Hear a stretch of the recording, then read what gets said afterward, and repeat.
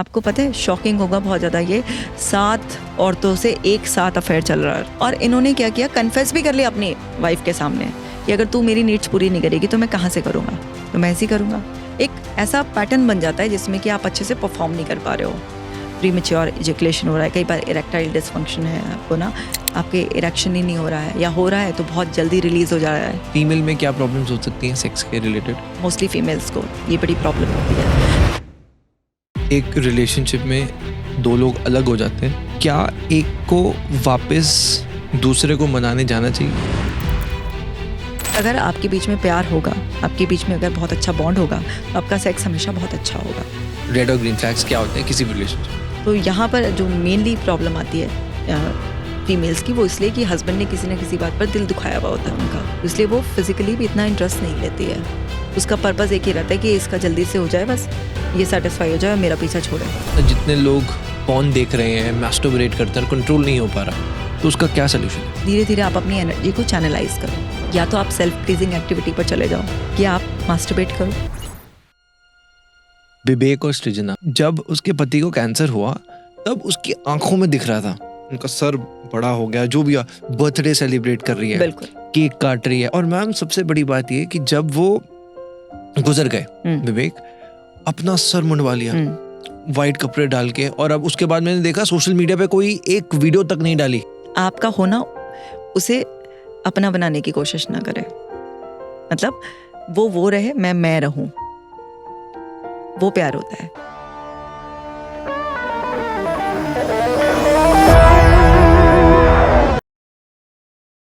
दोस्तों भी एक रिपोर्ट पढ़ी और दिमाग हिल गया। भारत में 55% ऐसे शादीशुदा लोग हैं जो कि अपने पार्टनर पर चीट कर रहे हैं। ये वो भारत है जहां पर 7 जन्मों की बात होती थी, आज 7 महीने छोड़ो 7 दिन भी लोग साथ नहीं रह पा रहे। हमारा समाज बटा हुआ है। आप लोगों से पूछो, शादी नहीं करनी, और जिनकी शादी हो चुकी है वो परेशान है, और उन्हीं में से कुछ लोग एक्स्ट्रा मैरिटल अफेयर्स की तरफ जा रहे हैं। आज का एपिसोड इन सब के लिए है। सुपर टॉक्स का one of the most powerful episode है। हमारे साथ हैं डॉक्टर कशिका जैन, एक साइकोलॉजिस्ट हैं, कई सालों से लाखों लोगों को ट्रीट कर चुकी हैं। अवार्ड्स, चाहे नितिन गडकरी हो, जूही चावला हो, फॉरगेट इट। पूरे एपिसोड में उनकी बातों से उनका एक्सपीरियंस झलकेगा। हम बात करने वाले हैं रिलेशनशिप की, एक्स्ट्रा मैरिटल अफेयर्स की, सेक्स की। बहुत नॉर्मल है, चाहे लड़का हो लड़की हो, सबकी लाइफ में सेक्स की प्रॉब्लम्स आती हैं। आज हम खुल के बात करने वाले हैं। आज नहीं, पूरी लाइफ ये एपिसोड काम आएगा, इसलिए एपिसोड के नोट्स भी जरूर बनाइएगा। चैनल को सब्सक्राइब जरूर करें दोस्तों, क्योंकि सुपर टॉक सिर्फ एक पॉडकास्ट चैनल नहीं, पिछले 8 सालों से 200 से ज्यादा अंडर प्रिविलेज्ड बच्चों को हम फ्री ऑफ कॉस्ट एजुकेशन दे रहे हैं। तो चैनल को सब्सक्राइब करके आप ऐसा नॉलेजेबल कंटेंट ही नहीं ले रहे, बल्कि अपने देश को आगे बढ़ने के लिए भी कंट्रीब्यूट कर रहे हैं। सबसे पहले वेलकम टू द शो जय जिनेंद्र। नमस्ते। क्यों जय जिनेंद्र, thank you so much. As a psychologist, क्या जब एक रिलेशनशिप में दो लोग अलग हो जाते हैं, क्या एक को वापस दूसरे को मनाने जाना चाहिए?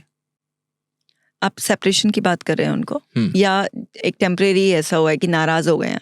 नाराज तो नहीं, एक सेपरेशन हो गया, और होता ना मन में, दूसरा इंसान हमेशा ये सोचता है कि वो आज भी मेरे में सोचती होगी, वो सोचती जरूर होगी, तो वो सोचता है कि यार एक बार फिर करते हैं, फिर शायद आ जाए, वापस आ जाए। तो डू यू थिंक ये सही अप्रोच है? ऐसा नहीं करना चाहिए। अगर कोई भी पर्सन आपसे सेपरेट होने की सोच रहा है, भले ही आप नहीं चाह रहे थे, तो आप समझ जाइए कि उसके अंदर आपको लेकर बहुत कुछ बदल गया है। एक पर्सन के लिए ये हो सकता है कि शॉक हो सकता है। रिलेशनशिप में 2 लोग होते हैं, अब एक का माइंडसेट चेंज हो गया किसी भी वजह से। उसको हो सकता है आपसे कोई बेटर मिल गया हो, या हो सकता है उसकी लाइफ की प्रायोरिटीज चेंज हो गई हो, उसके ऊपर कोई एडेड रिस्पॉन्सिबिलिटी आ गई हो, कुछ भी हो गया उसकी लाइफ में, कुछ तो चेंज हुआ है जिसकी वजह से आप उसकी वैल्यू हायरार्कीज पे डाउन आ गए हो। आपको इतनी प्रायोरिटी नहीं दे रहा है, टाइम नहीं दे रहा है, आपको समझने में उतना टाइम नहीं लगा रहा है, एफर्ट नहीं डाल रहा है, और उसने सेपरेट होने का फैसला लिया, चाहे रीज़न जो भी हो। आप ऐसे पर्सन के लिए रो सकते हो थोड़े दिनों के लिए, लेकिन आप सब्र करके बैठ जाओ। आप उस पर्सन के सामने कभी मत गिड़गिड़ाओ जो पर्सन आपको छोड़कर जा रहा है, क्योंकि वो आपकी कभी कदर नहीं करेगा, क्योंकि उसका माइंडसेट चेंज हो गया है। तो मैं हमेशा अपने हर क्लाइंट को बोलती हूँ, जो भी कोई इस तरीके की एडवाइस लेता है, कि अगर कोई आपसे सेपरेट हो गया है या होने की सोच भी रहा है, तो उसको अलाउ करो जाना, क्योंकि ऐसे पर्सन के साथ रहकर क्या करोगे जो आपको वैल्यू नहीं करेगा। मैम कई बार ना लोग ऐसा बोल देते हैं, मैं तो चाहता हूँ तुम्हारे साथ रहना, पर सिचुएशन ऐसी है, मतलब सही भी हो गए और दोनों साइड के हो जाते हैं, फिर वो जो दूसरे एंड पे बंदा होता है या लड़की होती है वो सफ़र करते हैं, अच्छा यार वो तो बेचारा आना चाहता पर इस सिचुएशन की वजह से वो आ नहीं रहा, तो वो तो उसके लिए तो एक पाथ निकल जाता है, पर यहाँ पे जो दूसरा बंदा है वो बेचारा कोई कबीर सिंह बन जाता है, कुछ हो जाता है उसका। ये ना एक बहुत बड़ा झूठ है, ये अपने आप को बचाने का एक तरीका है कि जब हम ये कहते हैं कि सिचुएशन ऐसी बन रही है, अब कुछ एग्जांपल लेकर भी समझ सकते हैं। मान लीजिए कोई लड़का ये बोल रहा है कि मेरे पापा नहीं मान रहे हैं, कि सिचुएशन ऐसी बन रही है कि पापा ने अल्टीमेटम दे दिया है ऐसे कि मैं कुछ कर लूँगा या कुछ भी ऐसा है ना, इसलिए मेरी मजबूरी तुम समझो। तो भाई आपको प्यार भी तो पापा की परमिशन से ही करना चाहिए था। आपने प्यार क्यों किया था, ठीक है ना। तो ये सब ना एक्सक्यूजेस होते हैं इस तरीके से। बहुत सारे तरीके होते हैं, ठीक है पापा नहीं मान रहे हैं, आप वेट करने के लिए भी तो बोल सकते हैं ना, आप सिचुएशन किसी को एक्सप्लेन कर सकते हैं, बहुत सारे तरीके और भी निकाले जा सकते हैं। लेकिन आपने सिर्फ ऐसा एक रीज़न दूसरे को दे दिया जिससे आपने अपनी हेल्पलेसनेस शो कर दी कि भाई मैं बहुत बड़ा मजबूर हूँ इस टाइम पर, है ना, और इसलिए मैं ऐसा नहीं कर सकता, वरना मैं तो बिल्कुल फेयर पर्सन हूँ, ठीक है, और इसलिए ना मेरी मजबूरी तुम समझो। ऐसा कोई मजबूरी नहीं होती है, ठीक है। ये मजबूरी जो देने वाले लोग होते हैं ना, ये एक्चुअली स्टैंड लेने में कच्चे होते हैं, इसलिए वो कुछ ऐसा तरीका निकाल कर आपको बताएंगे जिससे ना सामने वाले को समझ में आए कि हाँ भाई बात ही बहुत ज़्यादा बड़ी है, अब बाप को गवा के थोड़ा ना मेरे साथ आएगा ऐसे करके। लेकिन एक्चुअली में ऐसा होता नहीं है, ठीक है, ऐसा नहीं होता। थोड़ा सा अगर आप डीप अंडरस्टैंडिंग रखेंगे ना कि अगर उसको स्टैंड लेना होता ना तो वो ले लेता। अपने पापा को समझाया जा सकता है क्योंकि आप बचपन से अपने पापा के साथ रहे हैं, आपको पापा की एक एक नस पता होती है कि मेरे पापा को कैसे कन्विंस करना है। मेरी खुद लव मैरिज हुई है, मेरी शादी को 20 साल हो गए। तो 20 साल पहले ना इतना लव मैरिज को एकदम से अप्रूवल नहीं दिया जाता था। मुझे पता था अगर मैंने अपनी घर में अपनी मम्मी को बताया तो हो सकता है सब लोग मेरी मम्मी के पीछे पड़ जाएं कि अच्छा इसका तो पहले से अफेयर चल रहा होगा, तेरे को पता होगा, मम्मी की जान में आ जाएगी। मैंने डिसाइड कर रखा था मैं सबसे पहले अपने पापा को बताऊंगी, क्योंकि अगर मैं अपने पापा को बताऊंगी तो पापा को कौन कहेगा, घर में कोई और पापा को कुछ नहीं कहेगा। तो मैंने सबसे पहले जो आज मेरे हस्बैंड हैं उनके बारे में अपने पापा को बताया। तो मेरे पापा मेरे साथ एग्ज़ाम दिलाने ले जा रहे थे मेरे, तो मैंने रास्ते में पापा को बताया, मेरा फाइनल एग्ज़ाम था, तो मैंने पापा को बताया कि पापा ऐसे ऐसे मेरे को एक लड़का पसंद है और चार्टर्ड अकाउंटेंट है, कमाता है।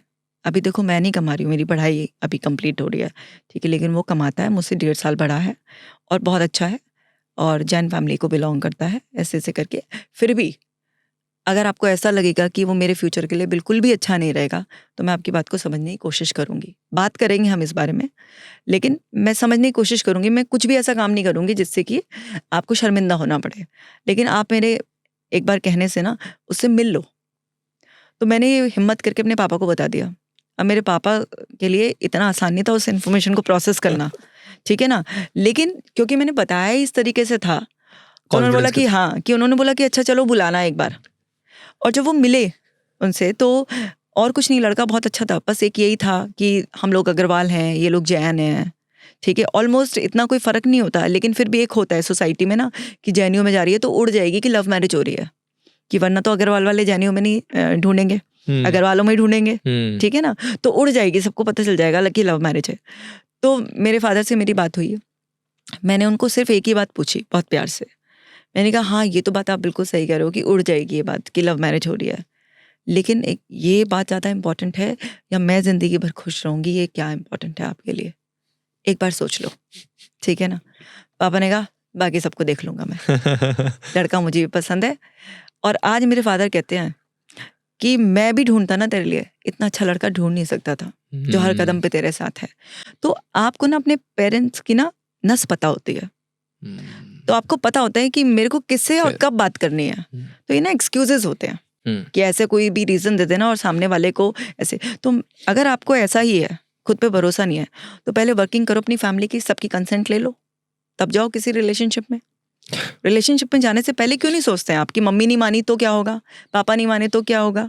उसको हाथ लगाने से पहले ये सोचो ना कि मैं किसी को हाथ लगा रहा हूँ, किसी के साथ बैठकर कहीं खा रहा हूँ, पब्लिक देख रही है, नाम जा रहा है हमारा, या सोशल मीडिया पे फ़ोटो शेयर हो रहे हैं। अगर कल को मम्मी नहीं मानी, पापा नहीं माने या घर में कुछ और हालात हो गए, इसका क्या होगा? अपने आप से अगर कोई ये सवाल करे ना, तो या तो वो वहीं रुक जाएगा, अगर वो जेन्युइन पर्सन होगा, और अगर वो जेन्युइन पर्सन नहीं होगा ना, तो वो सब कुछ आराम से मौज-मस्ती करेगा और बाद में कुछ ऐसा रीज़न दे देगा कि मेरी तो मजबूरी है या तुम में कमी है। मैंने तो बहुत निभाने की कोशिश करी, लेकिन तुम्हारे में ये कमी है, तुम्हारे में वो कमी है, ऐसा करके। तो एज़ ए साइकोलॉजिस्ट मैं इन चीज़ों में नहीं बिलीव करती। मैंने इतने सारे क्लाइंट्स के साथ काम किया है और हर लेवल के क्लाइंट के साथ काम किया है।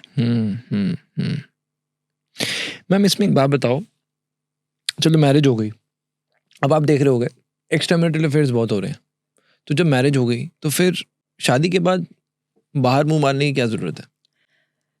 अब देखो, किसी की ना अगर फिजिकल नीड पूरी नहीं हो रही है, किसी की इमोशनल नीड पूरी नहीं हो रही है, किसी की मटेरियल नीड पूरी नहीं हो रही है, ये 3 मेन रीजंस होते हैं। जैसे मैं बहुत सारे केसेस देखती हूँ ऐसे। जैसे एक मेरे क्लाइंट हैं, तो उनकी वाइफ को ना ओसीडी हो गया और वो साफ सफाई में बहुत वहम रखती है, और अगर हस्बैंड भी पास आना चाहे तो वो उसको भगा देती है कि नहीं मेरे पास मत आओ, सब गंदा गंदा हो जाएगा। अब हस्बैंड है, उसकी फिजिकल नीड्स बिल्कुल अनमेट है, उसने कुछ महीने वेट किया, साल 2 साल हो गए, लेकिन उसकी फिजिकल नीड्स पूरी नहीं हो रही है। अभी वो भी यंग उसमें है और उसको चाहिए अपनी फिजिकल नीड मेरी पूरी हो। वाइफ बिल्कुल ऐसी हो गई है कि उसको सपोर्ट नहीं कर रही है, उसको बीमारी हो गई है। दूसरी बात है, वो इमोशनल भी उसको अच्छा ट्रीट नहीं कर रही है, उसके लिए कुछ भी एक्स्ट्रा एफर्ट्स नहीं डाल रही है। अब हस्बैंड की अपनी नीड्स इतनी हावी हो गई उस पर कि उसका अफेयर हो गया बाहर। इस तरीके से एक्स्ट्रा मैरिटल अफेयर शुरू हो गया। और छोटे छोटे एग्जाम्पल्स देती हूँ। एक दूसरा है, एक सेम हस्बैंड वाइफ जो है ना, एक ऑफिस में मिले थे, वहाँ से लव मैरिज हुई और फिर उसके बाद लड़की की जॉब चेंज हो गई, वो दूसरे ऑफिस में चले गई। दोनों ही वर्किंग है अभी भी, लेकिन जो हस्बैंड वाइफ है उसके ऑफिस में एक नई लड़की आ गई, नई एंट्री हो गई। वो उसकी वाइफ से बेटर पोजीशन में, ज़्यादा ब्यूटीफुल और वो सब चीज़ें थी। धीरे धीरे वो एक प्रोजेक्ट पे काम करने लगे, उनकी फ्रेंडशिप हो गई, उनका अफेयर हो गया। ठीक है, अब ये क्यों अफेयर हुआ उस आदमी का? जब ये केस मेरे पास आया था तो पता चला कि वो जो लड़का है, उसकी मदर बेड रिडन थी और उसको ना शादी करनी थी, शादी का प्रेशर था उस पर। तो उसको ऑफिस में वो लड़की जो सबसे ठीक लगी, उसको लगा कि अभी ठीक है, इसी लड़की से शादी कर लेते हैं, लेकिन वो उसके साथ इतना कनेक्टेड नहीं था, क्योंकि लड़ाई झगड़े में उसने कई बार उसको बोला कि तुमसे शादी इसलिए कर ली मैंने क्योंकि मेरी माँ बिल्कुल मरने को थी, नहीं तो मैं और टाइम लगाता और अच्छी लड़की देखता। तो आपने सिर्फ किसी को लव का इजहार इसलिए किया क्योंकि आपको अपना जुगाड़ करना था बहुत अच्छी तरीके से, और फिर जैसे ही उस पर्सन से बेटर पर्सन मिला जो कि आप पहले से भी तलाश रहे थे, तो आपने क्या किया, उस पर्सन को ना साइड कर दिया और दूसरे पर्सन से अफेयर चला लिया। इसी तरीके से एक लेडी है, उनके हस्बैंड उनको सेक्सुअली सेटिस्फाई नहीं कर पाते थे, फाइनेंशियली भी बहुत ज़्यादा तंग रखते थे, उनकी बात भी नहीं सुनते थे, उनकी इमोशनल नीड भी पूरी नहीं हो पा रही थी। तो वो सुबह जाते थे अपने काम पर, रात को आते थे, आकर खाना खाना, टीवी देखना और सो जाना। और कभी उनके फोर्स करने पर इंटीमेसी की वो कुछ बात करें तो ना इमोशनल इंटीमेसी ना फिजिकल इंटीमेसी, कुछ भी नहीं है। तो वो बहुत ज़्यादा इमोशनली वीक हो गई, बहुत ज़्यादा परेशान हो गई और उनको हेल्थ कंप्लेंट्स भी आने लग गई थी।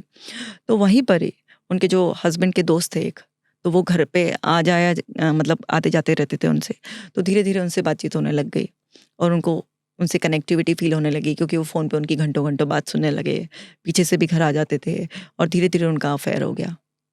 तो कोई भी अगर आपकी नीड पूरी नहीं हो रही है आपके पार्टनर से, और वो लगातार नहीं हो रही है, ऐसा नहीं कि 2-4 दिन पूरी नहीं हुई, लगातार पूरी नहीं हो रही है, और आपकी वो बहुत बड़ी नीड है, आपकी वैल्यू हायरार्की में आती है वो, तो वहाँ पर जो भी आपकी टॉप 5 नीड्स होती हैं वो आपको कंट्रोल करती है। तो वो नीड्स आपकी पूरी नहीं हो रही हैं और जैसे ही कोई रास्ता दिखाई दे रहा है कि वो कहीं से पूरी हो सकती हैं, तो तुरंत मन आपका उस तरफ आपको ले जाता है। इसलिए एक्स्ट्रा मैरिटल अफेयर होते हैं। एक रेयर केस भी मैंने देखा था जिसमें कि एक आदमी को बहुत ही ज़्यादा सेक्सुअल एक डिज़ायर थी। उसकी वाइफ उतनी सेक्सुअल डिज़ायर नहीं पूरी कर पाती थी उसकी रोज़-रोज़। उसको ये था कि रोज़ सेक्स होना चाहिए, और वो भी सेक्स ऐसा नहीं था कि कोई 15-20 मिनट का, वो भी 2-2 3-3 घंटे का सेक्स होना चाहिए। तो कोई भी पार्टनर इतना सपोर्ट नहीं करेगा। तो अब वो, उसको ऐसा लगता था कि मेरी वाइफ ना मेरी फिजिकल नीड्स नहीं समझ पा रही है, जबकि वो ये नहीं समझ पा रहा था कि मैं ही ओवर ऑब्सेसिव हो गया हूँ इस नीड को पूरा करने के चक्कर में। मैं सामने वाले को बिल्कुल मशीन समझ रहा हूँ और उसको पूरा 2-2 3-3 घंटे अपनी तरह से एंगेज रखता हूँ। तो वो खुद डिसऑर्डर से पीड़ित थे। तो वहाँ पर क्या हुआ कि उनका ये था कि अलग अलग फीमेल्स के साथ मुझे ना अफेयर चलाना है। तो एक बहुत ही आजकल ट्रेंड चल गया है कि प्यार की आड़ में अपनी सेक्सुअल नीड्स पूरी करने का, क्योंकि आप डेली पेड सेक्स के लिए जाओगे तो आपको रेपिटेशन का भी है, और वहाँ पे जिस तरीके का एक रिस्क रहता है आपको सेक्सुअली ट्रांसमिटेड डिजीज़ का ट्रांसफ़र होने का। तो आजकल क्या हो गया कि ना किसी को ऐसे प्यार के नाम पर ऐसे फंसा लो और फिर बहुत जल्दी उससे फिजिकली इंटीमेट हो जाओ। तो उन्होंने, आपको पता है शॉकिंग होगा बहुत ज़्यादा, ये 7 औरतों से एक साथ अफेयर चल रखा था, अलग अलग उसमें, अपनी फिजिकल नीड्स पूरी करने के लिए। बहुत बड़े खिलाड़ी निकले जी, बहुत बड़े खिलाड़ी निकले ये, बहुत और ही बड़े शादी खिलाड़ी। के बावजूद। हाँ, शादी के बावजूद इनके 2 ऊपर तो बच्चों के पिक्चर निकल बावजूद, जाएगी मैम। 2 बच्चों के बावजूद, ठीक है ना इनके, तो इनके 7 अफेयर निकले हैं। फोन और कितने थे इनके पास? इनके पास एक काफी बड़े लेवल का बिजनेस है इनका। घर में तो एक ही फोन बहुत लेकर बड़े आते लेवल थे, का बिजनेस ठीक है ना। जो घर में तो एक ही फोन लेकर आते थे, लेकिन इनकी वाइफ ने इनके 2 फोन तो पकड़ चुकी थी वो, ठीक है ना। और इन्होंने क्या किया, कन्फेस भी कर लिया अपनी वाइफ के सामने कि अगर तू मेरी नीड्स पूरी नहीं करेगी तो मैं कहाँ से करूँगा, तो मैं ऐसे ही करूँगा। कि बाहर वाली भी ऐसी होती हैं, एक को ज़्यादा वो करो तो वो भी चेचे करने लगती है, इसलिए मुझे इतनी सारी रखनी पड़ रही है। इतना बेशर्मी, आप ये देखिए, इतनी बेशर्मी। और उनकी वाइफ ने मुझे रिकॉर्डिंग सुनाई, नहीं तो मुझे भी शायद एकदम यकीन नहीं आता कि कोई इंसान ऐसा भी हो सकता है। ये सारी कॉन्वर्सेशन जो मैं आपको बता रही हूँ, वाइफ ने मुझे रिकॉर्डिंग सुनाई कि फिर देखिए आगे ऐसा क्या कहता हुआ? है ये आदमी। फिर आगे क्या हुआ? अब एक बात बताइए, कोई इंसान है ऐसा है और उसको लगे नहीं रहा अपनी गलती है, क्योंकि वो बार बार ये बोल रहा था मेरी कोई गलती नहीं है, तू मेरी नीड्स नहीं पूरी करेगी तो मुझे कहीं से तो करनी पड़ेगी। इस तरीके से उसको कोई भी पछतावा नहीं है, उसकी नज़रों में कुछ भी गलत नहीं है ये जो वो कर रहे हैं। तो उनकी वाइफ को बहुत ज़्यादा परेशानी होने लगी इस तरीके से। उनकी दिक्कत ये थी कि वो ना टोटली अपने हस्बैंड पर डिपेंडेंट थी, और काफ़ी वेल ऑफ फैमिली का केस है ये। तो उसमें क्या था कि छोड़ना भी इतना आसान नहीं, 2 बच्चे भी हैं साथ में। और जब उन्होंने अपने मायके वालों को बताया इस तरीके से ये चीज़ें, तो वहाँ से भी कुछ इतना खास सपोर्ट नहीं मिला, क्योंकि वो लोग अपर मिडिल क्लास है और ये लोग काफ़ी रिच, जो इनके हस्बैंड है। तो वो ना हमेशा उनके एहसानों के तले रहे हैं, दब के रहे हैं। तो वो खुलकर ना कुछ कह नहीं पाए। तो उनका भाई भी कोई खुलकर स्टैंड नहीं ले पाया। थोड़ा सा बात करा, जैसी जिया जी ने धमका दिया तो वो शांत हो गया बिल्कुल। तो वो इतना कुछ बन नहीं पाया। तो वो लेडी बहुत ज़्यादा परेशान होने लगी, बिल्कुल डिप्रेशन में आ गई बहुत बुरी तरीके से, और मुझसे पूछने लगी मैं क्या करूँ, कि मैं इस आदमी को छोड़ नहीं सकती, क्योंकि मेरे पास मायके लौटने का कोई वापस रास्ता नहीं है, 2 बच्चे भी हैं मेरे पास, और ये आदमी सुधरेगा नहीं। तो फिर मैंने उनको यही बताया कि आप ना बाउंड्री क्रिएट करो। अगर वो इंसान बाहर जा रहा है और साथ साथ उसने रख रखी है, फिर आपकी क्या जरूरत है, फिर वो आपको भी आकर परेशान करता है। तो आप एक बाउंड्री क्रिएट कर लो कि अगर तुमने साथ बाहर रख रखी है और तुम उन्हें नहीं छोड़ सकते हो, ठीक है, तुम्हारे पास तो पर डे की एक हो गई है, मुझे बख्श दो भाई, क्योंकि मेरे को ये नहीं चलेगा कि तुम बाहर भी इतना कर रहे हो और मेरे साथ भी आकर तुम मुझे परेशान करने की कोशिश कर रहे हो।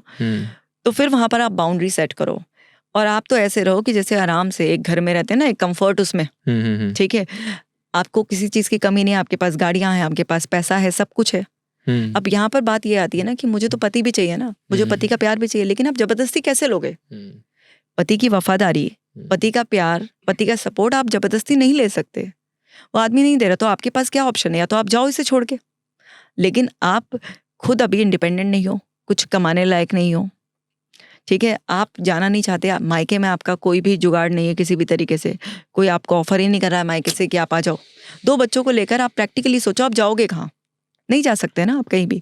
तो आप ये सोचो कि आप इसी घर में एक सेपरेटेड पर्सन की तरह रहो। आप तो बस अपनी ज़िंदगी अपने बच्चों की परवरिश करने में लगाओ। आपको अगर ऐसा लगता है कि मुझे कुछ स्पिरिचुअल प्रैक्टिस करनी है या मुझे और कुछ अपना स्टार्ट करना है, तो आप धीरे धीरे वो स्टार्ट करो, अपने आप को इंडिपेंडेंट बनाओ। हो सकता है आज आप इस पोजीशन में नहीं हो, लेकिन आज से 5 साल बाद इस पोजीशन में हो कि एक ऐसा पर्सन जो हर रोज आपको पता है कि बाहर मुंह मार कर आ रहा है, उसके साथ नहीं रहना। आपका अंतर्मन गवाही नहीं दे रहा, लेकिन पहले अपने आप को इस पोजीशन में तो लेकर आओ कि आप इसको छोड़कर कहीं जा सको। फिर लेकिन आप सड़क पे कहाँ जाओगे? आपके ऊपर 10 गंदी नजरें आ जाएंगी, आप खाने के मोहताज हो जाओगे, आप अपने परिवार पे बोझ बन जाओगे। तो तब जाकर उनको प्रैक्टिकल चीजों जब समझाई गई, तब जाकर उनको समझ में आया कि इस घर में रहना मेरी अभी की नीड है, मजबूरी है, मैं क्या करूं? भाई आप अपनी बॉडी पर ही तो हक नहीं दे सकते ना उसको, लेकिन वो पति है, वो आएगा, कलेश करता है, वो बोलेंगे मैडम कभी कभी तो हाथ उठाने को आ जाते हैं कि ऐसे कैसे नहीं आएगी, तू मेरी बीवी है, नहीं तो निकल इस घर से बाहर। तो ये ना कुछ सिचुएशन ना बहुत ज़्यादा टॉक्सिक पेनफुल होती हैं, बेसिकली बहुत पेनफुल होती हैं ये सिचुएशंस ना, कि ऐसे में ना एकदम से आप किसी की हेल्प नहीं कर पा रहे होते हो, क्योंकि हर दिन का ही उनके घर में ऐसा कलेश है। तो बहुत धीरे धीरे ये एक ग्रेजुअल प्रोसेस होता है जिसमें धीरे धीरे किसी पर्सन को स्ट्रॉन्ग किया जाता है। आज मैं अगर आज का स्टेटस बताऊं, अभी मेरे पास 1.5 साल हो गया ये केस चलते हुए, ठीक है, तो आज वो लेडी इतना स्ट्रांग है कि जो पहले दब जाती थी अपने हस्बैंड से, चिल्लाता था तो फौरन जैसा वो कहती थी वैसा करने लग जाता था, बिल्कुल मतलब उनके अकॉर्डिंग ही। तो उन्होंने बोला मेरे रूम में तो मुझे चाहिए, तो वो सीधा मतलब डर के मारे रूम में चली जाती थी।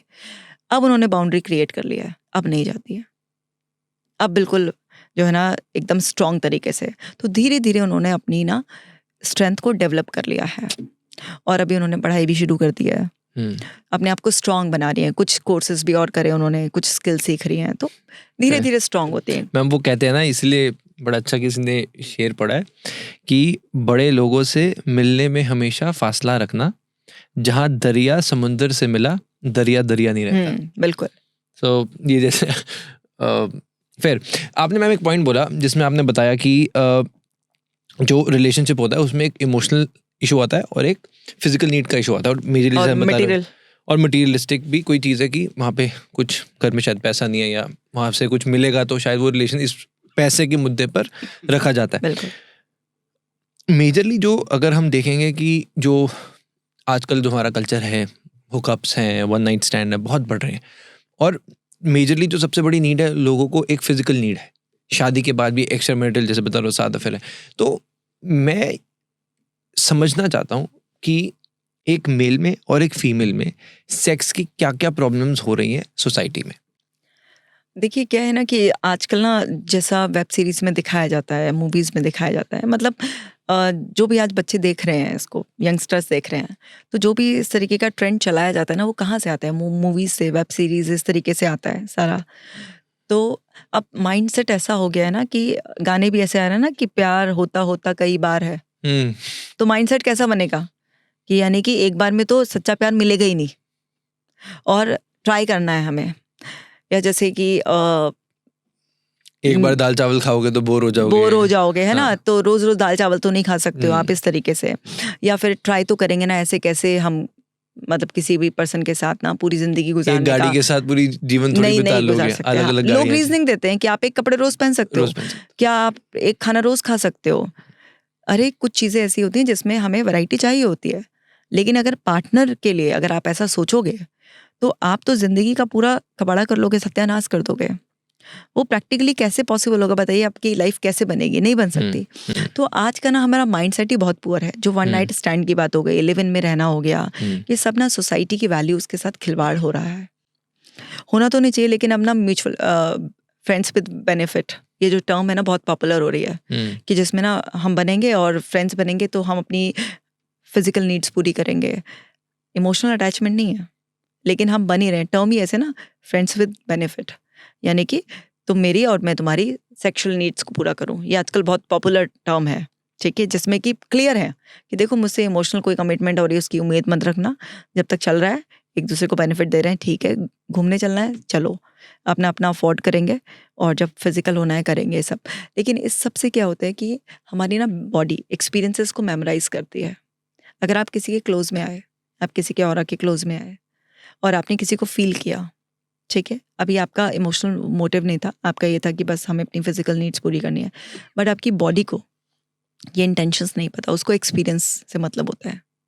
आपने जब एक्सपीरियंस किया और आपने मल्टीपल एक्सपीरियंसेस किए इस तरीके से अलग अलग, तो वो सब मेमोरी आपकी बॉडी के पास सेव हो गई है। अब जब आप एक्चुअल में किसी और पर्सन के साथ रिलेशनशिप में जाते हो ना, तो आप उतना फुलफिल्ड फील नहीं कर पाओगे, क्योंकि मल्टीपल आपके पास मेमोरीज हैं, और आप किसी और से कुछ भी छुपा सकते हो, आप अपने अंतर मन से कैसे छुपाओगे? आपकी बॉडी की इंटेलिजेंस भी मिसगाइड हो जाएगी कि किस पर्सन के साथ कैसा फील करना है, ठीक है। दूसरी बात यह है कि कई बार ऐसा होता है ना कि हम अपने आप को इतना खराब कर लेते हैं इन सारे हुकअप्स के और एक्सपीरियंस लेने के चक्कर में, कि हम ट्रू लव को रिकॉग्नाइज करना ही भूल जाते हैं। क्योंकि जब हमारा खुद का कैरेक्टर ऐसा रहता है तो हमें ऐसा लगता है दूसरे पर्सन का भी कैरेक्टर ऐसा ही होगा। तो हमें ऐसा लगता है कि हमने अगर इतने सारे लोगों के साथ वो किया है और हम छुपा रहे हैं या हमने किसी का फ़ायदा उठाया, तो हमें ऐसा लगता है सामने वाले ने भी ऐसा ही किया होगा। तो वहाँ पर अपने पार्टनर के ऊपर ट्रस्ट आप पूरी तरीके से कभी नहीं कर पाओगे। तो यहाँ अपना ही नुकसान हो रहा है। मतलब हर चीज़ जो हम ये कर रहे हैं, हमें ऐसा लग रहा है कि हमारा इसमें कोई नुकसान नहीं हो रहा है, हमें सिर्फ अभी मज़े आ रहे हैं, बेनिफिट हो रहे हैं। लेकिन हमारी बॉडी एंड माइंड हर चीज़ के एक्सपीरियंस की ना मेमोरी बनाते हैं। हमारी 5 सेंसेस से जो भी कुछ हम देखते, सुनते, पढ़ते, एक्सपीरियंस करते हैं, वो सब कुछ अंदर जाता है और सब कुछ हमारे सिस्टम में पड़ा रहता है। और मैम शायद इसी वजह से इंसान का जब ब्रेकअप होता है, दूर हो जाता है, तो कोई शायद एक इंसान आगे मूव ऑन नहीं हो पाता इन मेमोरीज की वजह से। इन मेमोरीज की वजह से मूव ऑन नहीं, कौन मूव ऑन नहीं हो पाएगा? जिसके लिए वो अनएक्सपेक्टेड होगा। हाँ भाई जिसने किया है हाँ, तो वो उसको तो आदत पहले है। से ही माइंड सेट है। हाँ। तो एक ना इसमें हमेशा बेनिफिशियरी होता है और एक होता है सफरर। तो बेनिफिशियरी कौन है? जिसने ब्रेकअप का इनिशिएट किया, जिसने ब्रेकअप लिया। अब ब्रेकअप क्यों किया, उसके पीछे के भी रीज़न होते हैं। मान लीजिए मैं एक टॉक्सिक रिलेशनशिप में फंस गई और मुझे लग रहा है वो तो मुझे रोज़ गालियाँ देता है, मुझ पर बहुत ज़्यादा शक करता है, मेरे को तो उसने एक पूरा बाउंड्री में बांध दिया है।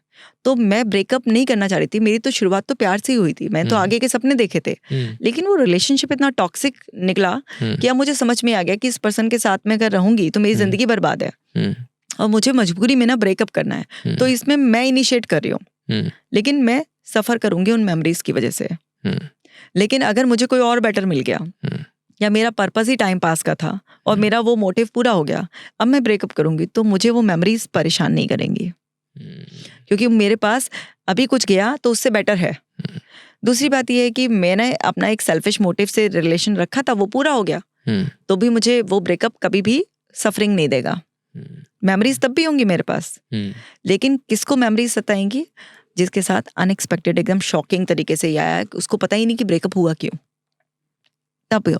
या फिर आपने बहुत ज़्यादा टॉर्चर सहकर ब्रेकअप किया है, तब आपको सफ़र करना पड़ेगा, आपकी मेमोरीज सफ़र कराएंगी। तो मेमोरीज भी सबको सफ़र नहीं कराती, मेमोरीज सबके पास होती हैं, लेकिन उन मेमोरीज में इमोशनल वैल्यू कितनी है। तो मैम आप ये रिकमेंड करते हो कि अगर कोई रिलेशनशिप में है तो शादी से पहले उनको सेक्स नहीं करना चाहिए या फिजिकल नहीं होना चाहिए?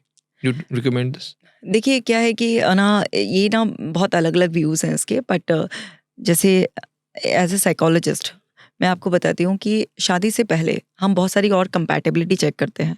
तो आजकल कुछ लोगों का व्यू है कि सेक्सुअल कंपैटिबिलिटी भी चेक कर लेनी चाहिए कि आप एक दूसरे के साथ सेक्सुअली कितना अच्छे हो। अब लेकिन आपने कंपैटिबिलिटी चेक करी, लाइफ टाइम गारंटी तो नहीं है कि इतना सेक्सुअली कैपेबल आप हमेशा ही रहोगे, ठीक है ना? आप ऐसे तो इमोशनल कंपैटिबिलिटी भी चेक करते हो, लेकिन इतना इमोशनल कंपैटिबल क्या बाद में रहते हैं हम किसी के साथ? नहीं। फिजिकल भी हर तरीके से हम अपीयरेंस वाइज, फाइनेंशियल वाइज सब चेक करते हैं, चेकलिस्ट हम पूरा होता है, लेकिन वो चीज़ें वेरी करती रहती हैं। आज किसी के पास बहुत प्रॉपर्टी थी शादी के टाइम पर, बाद में कुछ ऐसा नुकसान हुआ कि सब खत्म हो गई, ठीक है। आज शुरुआत में इतना ही अच्छा इमोशनल बॉन्ड नहीं था, लेकिन बाद में धीरे धीरे डेवलप हो गया है। आज बहुत था, फिर 2 साल बाद क्या हो रहा है, एक दूसरे की शक्ल नहीं देखना चाह रहे हैं। तो बहुत सारी कंपैटिबिलिटी जिसमें ना कि आप किसी पर्सन के अल्टीमेट कोर तक नहीं पहुंच रहे हो, वो सब चीज़ें चेक कर लेनी चाहिए। लेकिन ये जो सेक्सुअल कंपैटिबिलिटी चेक करते हैं या इस तरीके से फिजिकल हो जाते हैं, तो ये ना बहुत पेनफुल होता है, क्योंकि अगर आपके बीच में प्यार होगा, आपके बीच में अगर बहुत अच्छा बॉन्ड होगा, तो आपका सेक्स हमेशा बहुत अच्छा होगा। लेकिन सिर्फ सेक्स होगा, प्यार नहीं होगा, इमोशनल बॉन्ड नहीं होगा, एक दूसरे के लिए म्यूचुअल रिस्पेक्ट नहीं होगी, एक दूसरे के साथ आप क्वालिटी टाइम नहीं स्पेंड करते होंगे, तो सेक्स ही होगा, बस मशीन की तरह से सेक्स होगा। तो जो मुझे लगता है कि बिफोर मैरिज सेक्सुअल रिलेशनशिप बनाना कोई बहुत अच्छी बात नहीं होती है, क्योंकि भले ही आप एक दूसरे की कंसेंट से बना रहे हैं, ठीक है, लेकिन वो जो एक शादी का एक चार्म होता है ना, वो खो जाता है फिर। मतलब शादी के बाद व्हाट नेक्स्ट, फिर उसकी बचा क्या? आपने एक दूसरे को पहले गिफ्ट दे लिए, आप एक दूसरे के साथ लंच डिनर की डेट पर चले गए, आपने एक दूसरे के साथ सेक्स भी कर लिया। अब शादी का एक ग्रेस क्या बचा, चार्म क्या बचा? अब शादी के बाद क्या नया होगा आपकी जिंदगी में? कुछ भी नहीं होगा, ठीक है ना। फिर तो आप दुनिया को दिखाने के लिए बस खर्चा करो शादी का। मतलब शादी के बाद का आपके लिए चार्म क्या होगा? वो रील बनाना, वो आज के दिन वाइफी होली, अब वो तो एक अलग ही वो सब चल गया है, लेकिन शादी के बाद का fair. चार्म नहीं होगा कुछ भी। मतलब लगेगा ही नहीं ना आपने कुछ नई शुरुआत की है, आपको सब कुछ वही पुराना पुराना लगेगा। ऐसा होता है बहुत सारे लोग ना, ऐसे मेरी जो डॉटर है, उसकी जो फ्रेंड है, उसकी सिस्टर की शादी हुई, तो उसकी लव मैरिज हुई और वो यही था बिल्कुल कि सब कुछ पहले से ही हो था। तो वो अपनी फर्स्ट नाइट पे जाते ही लहंगा उतार के अपना जो है ना जीन्स वीन्स पहन के अपना आराम से बैठ के, चल भाई तू यहाँ से ये कर ले वो कर ले वो कर ले, आज बहुत थक गए हैं, सो जा, ऐसे करके ठीक है ना, अबे तबे में बात हो रही है उनकी, बिल्कुल ऐसे करके वो तो आराम से खुद ही चेंज करके, और तो उनका वो जो एक था फर्स्ट नाइट का क्रेज सब खत्म हो गया ऐसे करके। और जब तक फोटो खिंचाने थे, जब तक सब सही था, मतलब एक डेकोरेट जो उन्होंने किया, फोटो वोटो ले लिए, सब रील्स फील्स सब हो गया, उसके बाद की स्टोरी बता रही हूँ मैं। चल भाई मैं बहुत थक गई हूँ, जब वो घूंघट उठाना था, दूध पिलाना था, वो सब खत्म, वो सब खत्म हो गया, ठीक है ना, वो सब चाम खत्म हो गया। हाँ, लेकिन अगर आप फोटो देखो उसके, मैंने भी देखे फोटो, ठीक है, मैंने कहा भाई बहुत ब्यूटीफुल अरेंजमेंट कर रखा था, तो ये सब चीज़ें कर रखी थी। तो उसने, जो मेरी डॉटर है उसकी फ्रेंड है, तो काफ़ी क्लोज फ्रेंड है उसकी, तो उसने भेजा वो, तो उसमें जब देखा तो बड़ा अच्छा डेकोर, सब कुछ बड़ा अच्छा था। अगर ये आगे की स्टोरी नहीं पता होगी तो लोगों को लगेगा क्या ब्यूटीफुल वो है, लेकिन क्योंकि मुझे पूरी स्टोरी पता है, ठीक है, तो वहाँ पर ये चीज़ है। मैम, प्यार की क्या डेफिनेशन होती है? प्यार की कोई डेफिनेशन नहीं होती है, प्यार बस एक एहसास है जो आपको किसी की प्रेजेंस में महसूस होता है। अगर आप किसी के साथ सेफ फील कर पा रहे हो, बिना उससे कोई भी रीज़न पूछे आप उसके साथ कदम बढ़ा पा रहे हो, वो अनुभूति जो होती है ना, वो प्यार होता है। अब ऐसे तो मैंने वर्ड्स में इसको रख दिया, लेकिन कोई कंप्लीट डेफिनेशन नहीं होती। प्यार का एक फाउंडेशन रूल होता है ना, प्यार वही होता है जब ना सामने वाला रहे, आपका होना उसे अपना बनाने की कोशिश ना करे, मतलब वो रहे, मैं रहूं, वो प्यार होता है। लेकिन मोह क्या होता है वहाँ पर, कि मुझे पता है कि इसके लिए सबसे अच्छा क्या है, तो इसलिए इसे समय समय पर बदलते रहना चाहिए। लोग इसको प्यार समझते हैं। प्यार अगर आप किसी से करते हैं, आप उसे कभी बदलना नहीं चाहेंगे, क्योंकि आपने उसे प्यार ही इसलिए किया क्योंकि वो आज जैसा है। भाई आपने किसी से कहा आई लव यू, तो अभी वो जैसा है तभी तो आपको पसंद आया ना वो। अगर आप उसे वैसे ही रहने देंगे तो प्यार जिंदा रह सकता है, लेकिन अगर आपने उसमें बहुत सारे फिल्टर लगा दिए तो वो तो ओरिजिनल पर्सन तो रहा ही नहीं ना। तो प्यार वही है जहां पर आप किसी को बदलना ना चाहो, जो जैसा आज है वैसा ही 10 साल बाद, 20 साल बाद, 50 साल तक भी अगर आपके साथ रहता है तो वैसा रहे, और आप उसके साथ रहना चाहो, तब कहेंगे कि ये प्यार है। So true. मैं इसको बिल्कुल रिलेट कर पा रहा हूँ, अगर आपने फॉलो किया हो विवेक और सृजना को। मतलब जैसे आप बता रहे हो एग्जैक्टली, जैसे आप वो लड़की को देख रहे हो, शी इज़ वेरी ब्यूटीफुल, बहुत सुंदर है, बट जब उसके पति को कैंसर हुआ तब उसकी आंखों में दिख रहा था, एक होता है वीडियो बनाना दिखाने के लिए, सिंपैथाइज करना, उसकी आंखों में दिख रहा था कि वो कितना प्यार करती है उसके लिए, चाहे उसको उनका सर बड़ा हो गया, जो भी, बर्थडे सेलिब्रेट कर रही है, बिल्कुल केक काट रही है, और अच्छा इसमें भी दिख जाता ना मैम कैसे तैयार हो रही है, ड्रेस्ड अप, डॉल्ड अप, जैसे हम कहीं घूमने जाएंगे, उसके लिए लेटर लिखा हुआ है, गिफ्ट दे रही है, टेडी दे रही है। और मैम सबसे बड़ी बात ये कि जब वो गुजर गए, विवेक अपना सर मुंडवा लिया वाइट कपड़े डाल के, और अब उसके बाद मैंने देखा सोशल मीडिया पे कोई एक वीडियो तक नहीं डाली कि यार अब तो 2 मिलियन हो गए मेरे इंस्टा पे, अब तो मैं ब्रांड डील्स कर लेता हूँ, कुछ भी नहीं, जीरो। मतलब जो शायद डेफिनेशन थी प्यार की, वो यहाँ स्टैंड करती है कि मैंने जो प्यार किया तेरी कंडीशन की वजह से नहीं किया, वो तू था इसलिए तुझे प्यार किया। बिल्कुल, लेकिन आजकल के प्यार ना ये हो गए हैं कि मेरे हिसाब से तुम समय समय पर बदलते रहो, ये प्यार नहीं है बेसिकली। इसीलिए आज के प्यार टिक नहीं पाते हैं। आज के प्यार में जो ब्रेकअप्स इतने ज़्यादा बढ़ रहे हैं वो इसीलिए तो है ना, क्योंकि हम ये सोचते हैं कि इनिशियली हम जिन क्वालिटीज़ के लिए अट्रैक्ट हुए थे किसी की तरफ, तो वो क्वालिटीज़ तो हम उसमें टिकने नहीं देते हैं ना। अगर हमें किसी का बेबाक किसी से बात करना अच्छा लगा, जैसे मैं आपको एक केस का एग्जाम्पल बताती हूँ, तो ये कपल केस मैंने देखा था, तो उस लेडी ने शिकायत करी कि मैम जब हमारी कॉलेज में प्यार की शुरुआत हुई थी ना, तो मैं ना सबसे बोलती थी और मैं ना बहुत हंसती थी, बोलती थी, और ये मेरी तरफ इसीलिए अट्रैक्ट हुए थे क्योंकि मैं इतना हंसती हूँ और सबसे बोलती हूँ। अब बाद में तुम इससे क्यों बोल रही हो, तुम उससे क्यों बोल रही हो। अब उसका आपने जो बेबाकपना था, जो उसकी खूबसूरती थी, ब्यूटी थी, जो उसको एक्चुअल में ब्यूटीफुल बनाती थी और जिसकी तरफ आप अट्रैक्ट हुए थे, अब आपने ये बोला कि ये मेरी है तो ये किसी और से बात नहीं करेगी, तो आपने उसकी जब मासूमियत ही छीन ली, खत्म ही होगी बात, तो वो खत्म हो गया ना। तो यहाँ पर प्यार ना ऐसे हैं कि बस मैं प्यार करता हूँ, मुझे ही पता है तुम्हारे लिए क्या सबसे अच्छा है, तो मेरे हिसाब से चलो। मैम 3 एक रिलेशनशिप के ग्रीन फ्लैग और 3 एक किसी भी रिलेशनशिप के रेड फ्लैग। रेड और ग्रीन फ्लैग्स क्या होते हैं किसी भी रिलेशनशिप के? पहले तो नेगेटिव के बारे में बात कर लेते हैं ताकि फिर पॉजिटिव स्टेट में रहेंगे। तो जो रेड फ्लैग होते हैं, अगर कोई भी पर्सन जो कह रहा है उसके एक्शंस में आप वो चीज़ नहीं देख रहे हैं। मान लीजिए वो कह रहा है कि मैं तुम्हारे साथ हूँ, और जब साथ देने का वक्त आया वो एब्सेंट था वहाँ पर। तो यानी कि जो एक पर्सन की कहते हैं ना करनी और कथनी में फ़र्क होता है ना वहाँ पर, कि जो कह रहा है और वो प्रूव नहीं कर रहा अपने एक्शन से, आप उस पर्सन का कभी भरोसा मत करो। तो ये सबसे ज़्यादा इम्पॉर्टेंट होता है। दूसरी बात है कि अगर कोई भी पर्सन आपको आप नहीं रहने दे रहा, यानी कि वो आपको बदलने की कोशिश कर रहा है, तो आप समझ जाओ कि ये पर्सन ना आपको बहुत लाइफ लॉन्ग सताएगा। और वो छोटी छोटी चीज़ों से नोटिस किया जाता है। कोई आपकी ड्रेसिंग सेंस पर टोक रहा है आपको, हाँ अगर जेन्युइन है कि आपने सच में ही कुछ ऐसा हुआ है, आउट ऑफ कंसर्न कर रहा है, तो उस पॉइंट को अलग करना है। लेकिन अगर वो बात बात पर आपको आप नहीं रहने दे रहा, हर बात पे क्वेश्चन मार्क लगा देता है कि तुम ये सही नहीं कर रहे हो, वो सही नहीं कर रहे हो, और आपको डोमिनेट करने की कोशिश कर रहा है, तो आप समझ जाइए कि वो पर्सन ना आपको लाइफ लॉन्ग बदलने की कोशिश करता रहेगा और आप उसके साथ दुखी रहोगे। और तीसरा, जब भी कोई पर्सन किसी भी कॉन्वर्सेशन में, कम्युनिकेशन में आपसे आपकी राय नहीं ले रहा, आपसे आपके सपनों के बारे में बात नहीं कर रहा, जब भी बात करता है सिर्फ अपनी बात करता है और अपनी बात करके ख़त्म कर देता है और खुद ही लीड करने की कोशिश करता है, तब समझ जाइए आप इस पर्सन के साथ आप लाइफ लॉन्ग कभी खुश नहीं रह पाओगे। ऐसे तो बहुत सारे रेड फ्लैग्स और भी हो सकते हैं, लेकिन ये 3 ऐसे बेसिक हैं जो आपको इनिशियल स्टेज पर ही पकड़ में आ जाते हैं। बहुत सारे तो और फिर बाद में आते हैं ना, लेकिन ये तीनों ना इनिशियली स्टेज पर आपको पकड़ में आ जाते हैं कि आप ना तभी पकड़कर और वहीं पर ही रिलेशनशिप को एंड कर दो। ज़्यादा इमोशंस अटैचमेंट करो ही मत आप। ग्रीन फ्लैग क्या होते हैं? हमेशा जो रेड फ्लैग होते हैं उसके ऑपोजिट ही ग्रीन फ्लैग होते हैं, ठीक है ना।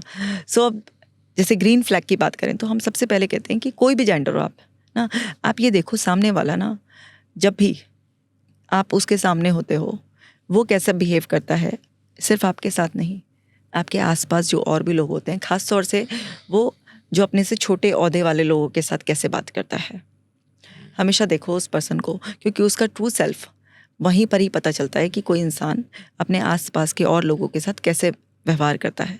क्योंकि अगर किसी से गलती हुई, जैसे मेरी क्लाइंट थी, तो वो ना एक बार अपने जो अभी उनका हस्बैंड है उसको डेट करने के लिए रेस्टोरेंट गए थे, मतलब लंच पे गए थे कुछ खाने के लिए, तो वेटर से ना गलती से पानी गिर गया उनके ऊपर। तो उनके हस्बैंड ने इतना अच्छी तरीके से उस सिचुएशन को हैंडल करा, जबकि वेटर डर गया था बहुत बुरी तरीके से, सॉरी सर सॉरी, उसको लगा भड़क जाएंगे अभी साहब, लेकिन उन्होंने इतनी अच्छी तरीके से, कोई बात नहीं भाई, किसी से भी हो जाती है, उसके कंधे पे हाथ रखे कि ब्रदर कोई बात नहीं, इतना घबराने की कोई बात नहीं है, आराम से सब कुछ हो जाएगा। तो उनको एक मोमेंट में पता चल गया कि ये बंदा ना कोई भी इस तरीके की सिचुएशन आएगी पैनिक नहीं करेगा, गालियाँ नहीं सुनाएगा, गलती नहीं निकालेगा, आराम से हैंडल करेगा बहुत अच्छी तरह से। उन्होंने यही पैटर्न उनका कंसिस्टेंट कई बार नोटिस किया, ठीक है, कई बार नोटिस किया इस तरीके का पैटर्न। ये नहीं कि एक बार की डेट पे आऊँ तो इम्प्रेस करने के लिए, घर में भी कई बार नोटिस किया। तो यानी कि ये एक ग्रीन फ्लैग है कि आप ना अगर किसी से कोई गलती हो जाती है या अपने से छोटे तबके के लोगों के साथ आप किस तरीके का बिहेव करते हो, वो इंसान का चरित्र दिखाता है। बिल्कुल चरित्र दिखाता है, क्योंकि आपसे गलतियां होंगी। आप जब रिलेशनशिप में जाओगे ऐसा तो नहीं होगा ना आपसे कोई गलती नहीं होगी, तो वो कैसे हैंडल करता है किसी की गलतियों को और कैसे वो उन लोगों से बात करता है जो उसके लेवल के नहीं है, ये बहुत बड़ा इंपॉर्टेंट। बड़ी अच्छी मैम, इसमें एक लाइन मैंने कहीं पढ़ी थी कि बड़ा इंसान वो नहीं है जिसके पास गाड़ियां हैं, बड़ा इंसान वो नहीं है जिसके पास पैसा या बिल्डिंग है, बड़ा इंसान वो है जो अपने सामने वाले को उसके छोटे होने का एहसास ना होने दे। बिल्कुल एग्जैक्टली जो यही बात है ना। तो ये एक बहुत ज़्यादा इम्पॉर्टेंट है, क्योंकि आपको उसके साथ लाइफ गुजारनी है, तो उसका बिहेवियर पता होना चाहिए। दूसरा जो एक ग्रीन फ्लैग होता है कि जो भी पर्सन आपसे आपको इम्प्रूव होने के लिए आपकी जो है ना सपनों के बारे में बात करता है कि आप क्या चाहते हो, ठीक है ना, अच्छा तुम्हें कैसे रहना है, ठीक है प्यार तो हमारे बीच में रह गए, लेकिन तुम्हारा क्या, तुम्हारी अपनी आइडेंटिटी कैसी है, तुम क्या करना चाहते हो, आपको मोटिवेट करता है, आपको कॉन्फिडेंस देता है, ठीक है। जब आप नेगेटिव भी हो रहे होते हो तो वो तुरंत आपको ना पॉजिटिविटी में ट्रांसफॉर्म कर देता है, आपके बारे में बात करना पसंद करता है। तो एक ग्रीन फ्लैग होता है ये कि ये पर्सन ना आपको हमेशा वैल्यू करेगा, सपोर्ट करेगा, कभी भी लाइफ में कुछ भी ऐसा आएगा आपको सपोर्ट करेगा ही करेगा ये पर्सन ना, इस तरीके से। तीसरा जो होता है कि अगर आपसे कोई भी ऐसी गलती हो जाए जो कि उसको लग भी रहा है कि क्या बचकाने सी गलती है या कुछ भी इस तरीके से, वो ना उस टाइम में जब भी कुछ इस तरीके का टिपिकल टाइम आता है या आप कोई उससे नॉनसेंस बात कर रहे हो जो कि उसको कोई इतना लग रहा है कि बड़ी इमेच्योर सी बात है, लेकिन वो आपको बहुत अच्छी तरीके से ट्रीट कर रहा है उस टाइम पर, तो आप समझ जाइए कि इस पर्सन में ना बहुत ही एम्पैथेटिक रिस्पॉन्स है। ये पर्सन ना बहुत अच्छा गुड लिसनर है और उसको ना ये समझ में आ रहा है कि इस पर्सन से जो ये गलती हुई है, ये अपनी गलती के लिए खुद भी पछता रहा होता है इंसान, अपनी गलती को सुधारना भी चाहता है अगर उसको अच्छी तरीके से ट्रीट किया जाए, और कोई भी पर्सन जानबूझकर कभी ऐसा कुछ नहीं करता। तो जब भी कोई पर्सन ना आपको बहुत ध्यान से सुनता हो और आपकी गलतियों पर आपको क्रिटिसाइज़ करने की बजाय अंडरस्टैंडिंग रखता हो, तो आप समझ जाइए कि वो पर्सन ना लाइफ लॉन्ग आपको बहुत खुश रखेगा, उसके साथ आप खुश रहेंगे। क्योंकि एक गुड लिसनर बहुत ज़्यादा ज़रूरी होता है जब भी रिलेशनशिप की बात आती है। क्योंकि क्या होता है, लोग ना आधी अधूरी बात समझ के ना बहुत जल्दी पैनिक करने लग जाते हैं। तो मैं तो जो प्री मैरिज काउंसलिंग के लिए जो लोग आते हैं, तो उनको हमेशा बोलती हूँ कि सामने वाले का पेशेंस लेवल ज़रूर आप ना एक बार चेक करना, कि कुछ ऐसी सिली सी बातें करना, देखना वो आपको कैसे ट्रीट करता है, कुछ अपनी गलतियों के बारे में उसको बताना, देखना फिर उसको कैसे उसका नॉन जजमेंटल एटीट्यूड आता है, जजमेंटल आता है, वो कैसे आपको क्या एकदम एडवाइस देना शुरू कर देता है या आपको एम्पैथाइज करता है। तो बहुत सारे रियलिटी चेक्स के लिए ना हम पूरी लिस्ट देते हैं, एक्टिविटीज़ लिस्ट देते हैं कि आपको ना ये एक्टिविटीज़ जानबूझ के करनी है। आप इस पर्सन को डेट कर रहे हो ना, और देखो इसको टेस्ट करके आओ, जाओ टेस्ट करो, ठीक है, और जेन्युइनली टेस्ट करो आप उससे, क्योंकि आपकी लाइफ के बारे में है ये बात। तो जब लाइफ के बारे में बात है तो टेस्ट करना तो बनता है। तो इस तरीके से ना कोई अगर एक बहुत अच्छा लिसनर है, और ये दोनों के लिए अप्लाई करती है, ये नहीं कि लड़के कोई अच्छा लिसनर होना चाहिए। लड़कियां कंपैरेटिवली थोड़ा ज़्यादा अच्छा सुन लेती हैं, लड़के थोड़ा सा इम्पेशेंट हो जाते हैं कई बार, लेकिन ऐसा नहीं है कि सारे ही लड़के ऐसे होते हैं। क्योंकि लड़कों को शुरू से सिखाया थोड़ा सा ऐसा जाता है ना कि उनको जल्दी से चीज़ें फिक्स करनी है।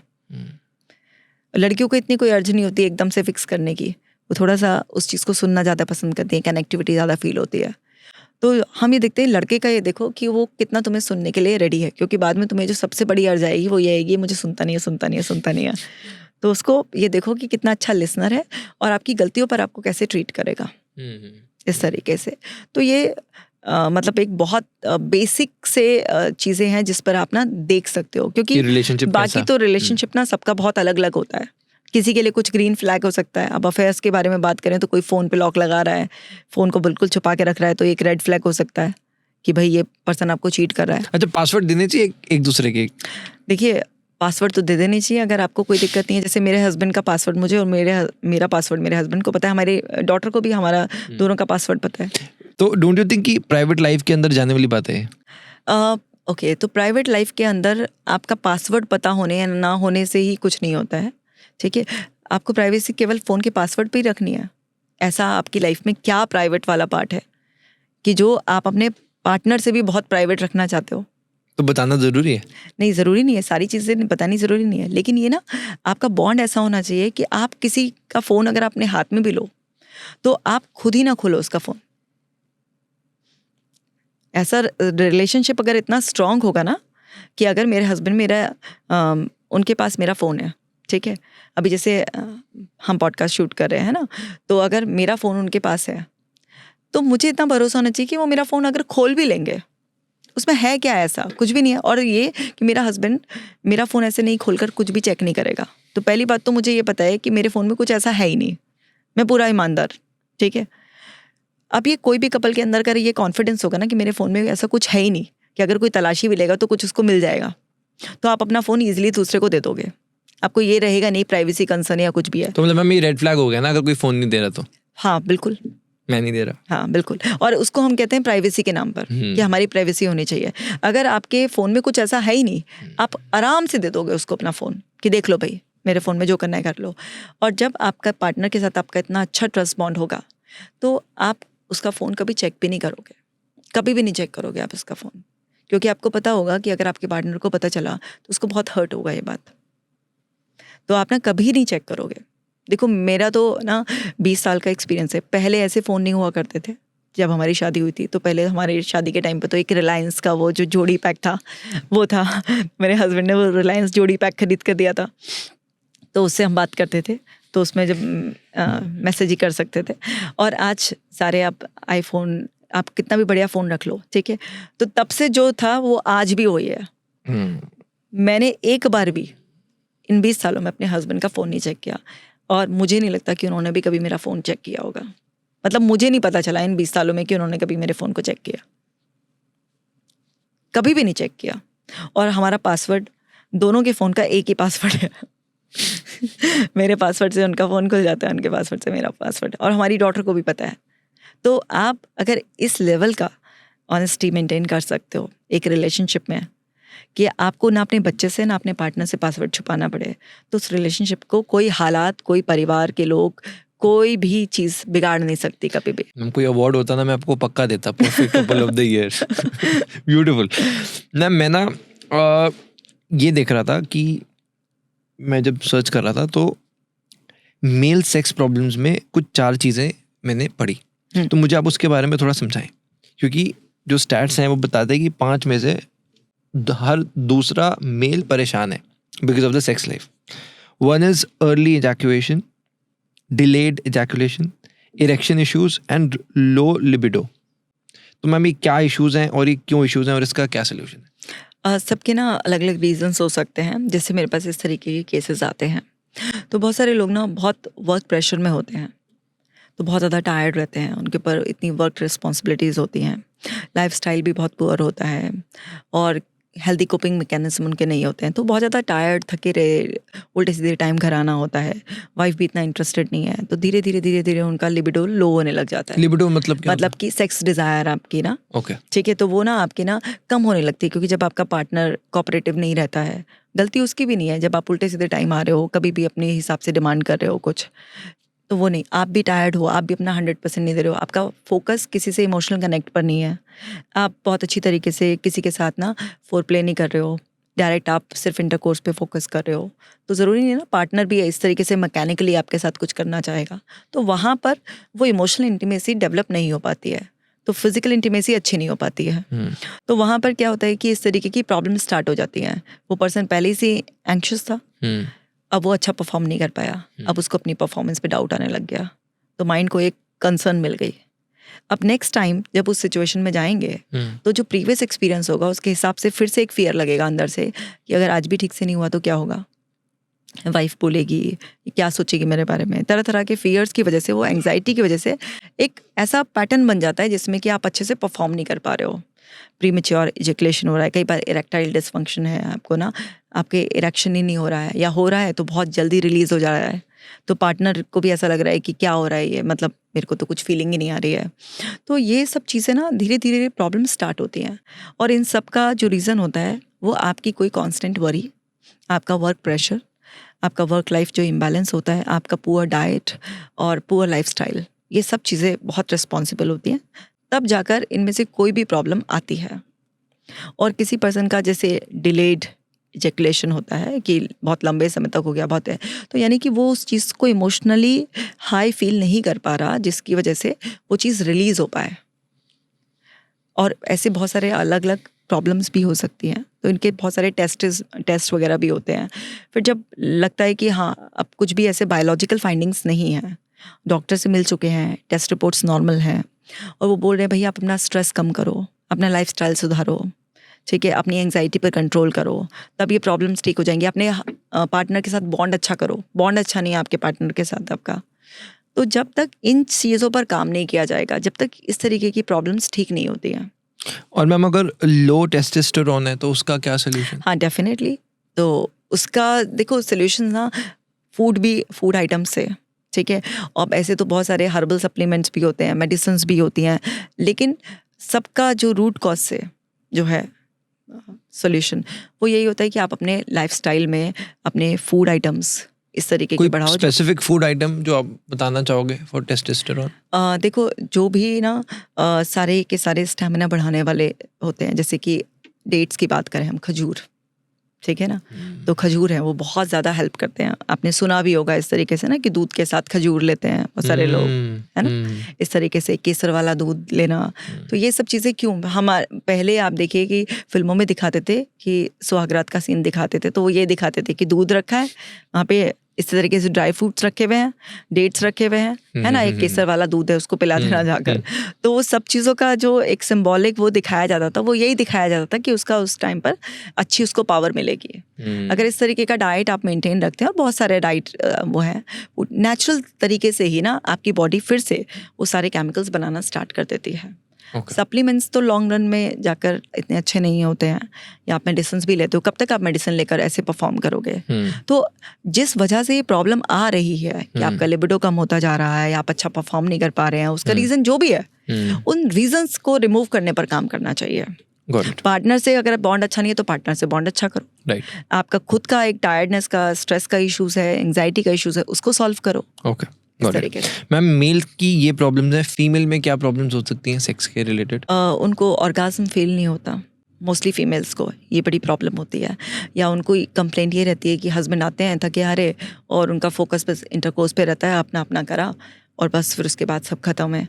मेरी फीलिंग्स को इतना ख्याल नहीं रखते हैं, और मैं चाहती हूँ कि मेरे पास पहले आएँ, मुझसे बातें करें, थोड़ा सा हम लोग कनेक्ट हों एक दूसरे के साथ, फिर ये करें।